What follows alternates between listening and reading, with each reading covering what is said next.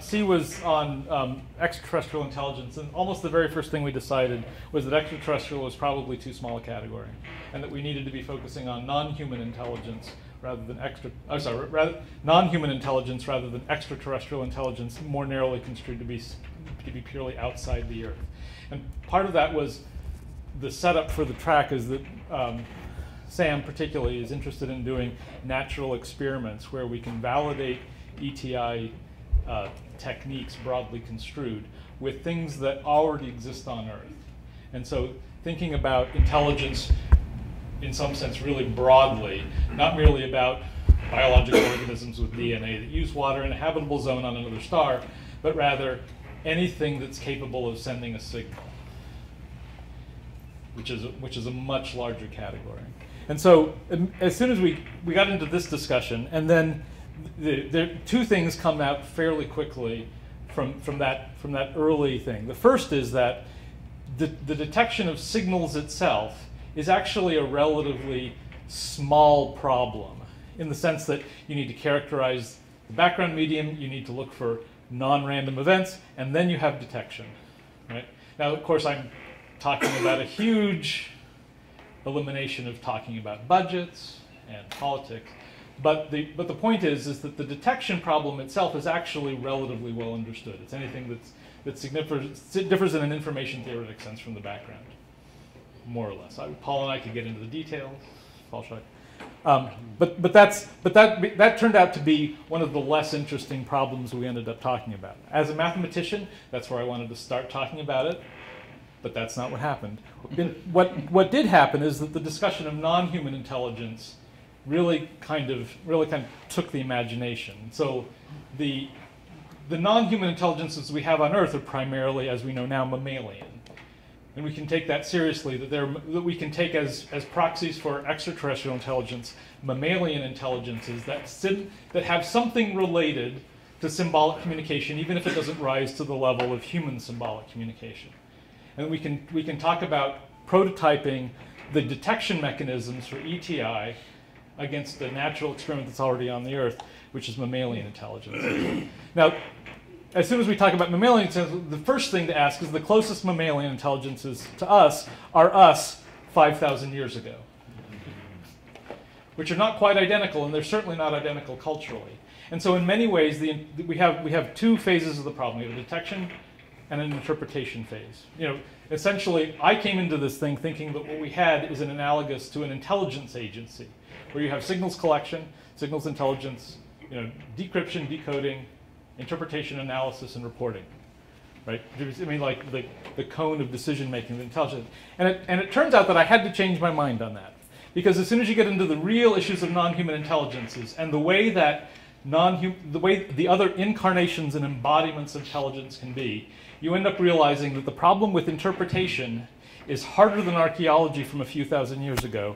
And we have texts that we know were written, they have the principle of the alphabet or symbolic communication, that they are recording language, and that we have no idea what they mean.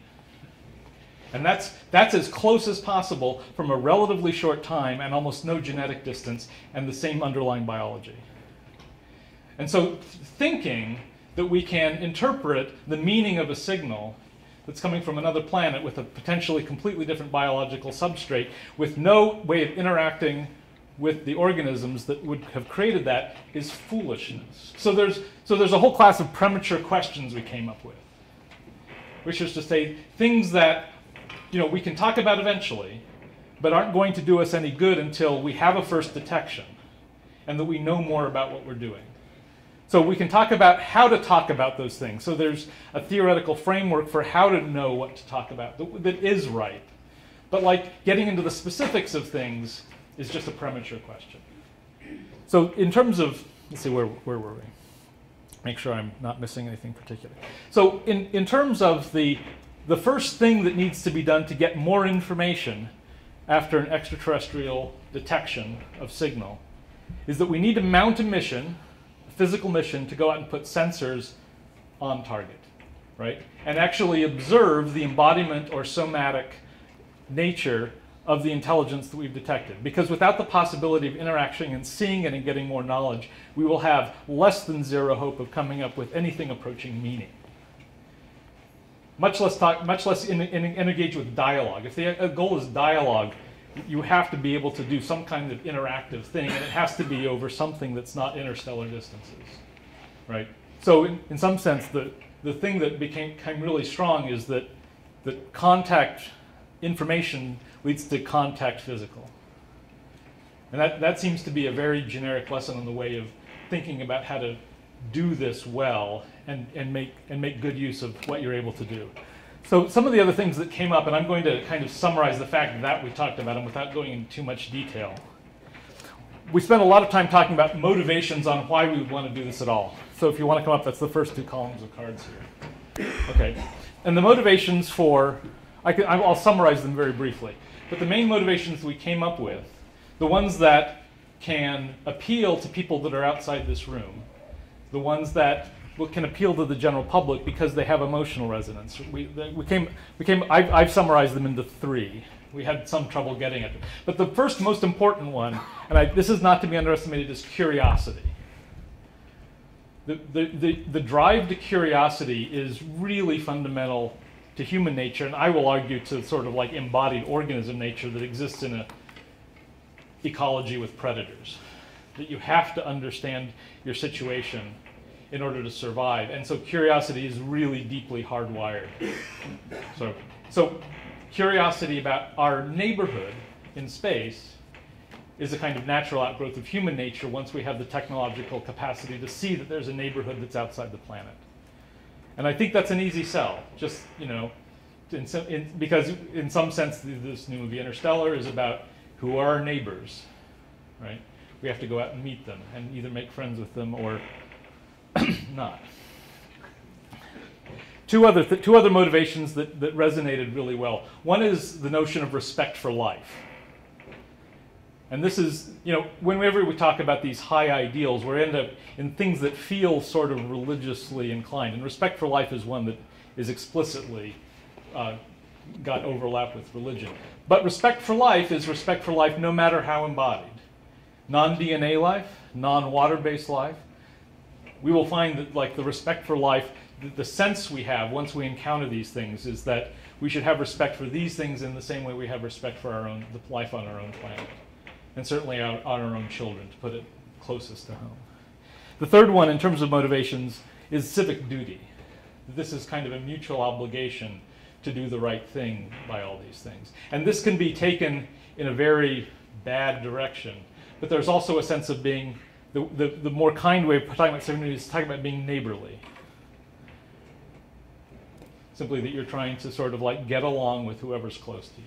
So these are the kind of motivations for this kind of search that we think are resonant and need to be articulated outside our community in order to gain public support and budgets to be able to do more of this on an ongoing basis. And we think that's a mighty important thing to talk explicitly about, is how to appeal to a wider audience. Now that's a general thing I have for Interstellar, but it's particularly important with extraterrestrial intelligence because it's got a high giggle factor now. And we've got to get rid of that, and we can do so by appealing to the sort of best parts of our human nature. Okay, these 2 columns over here, you can come up and look at those, are essentially the upsides and downsides of the search.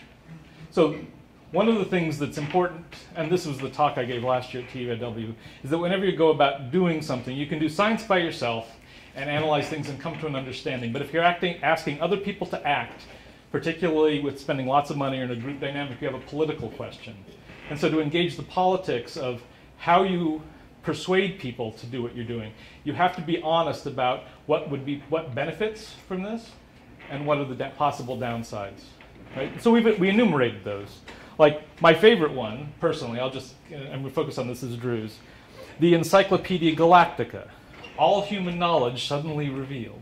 All inhuman knowledge, I should say, suddenly revealed. This is both good and bad.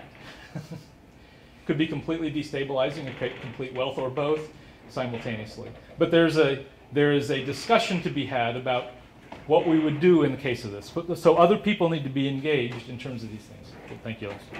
Okay, the last thing I want to talk about in terms of reporting out is what our next step are. We identified 3 we want to talk about because they seem to characterize the kinds of things we did.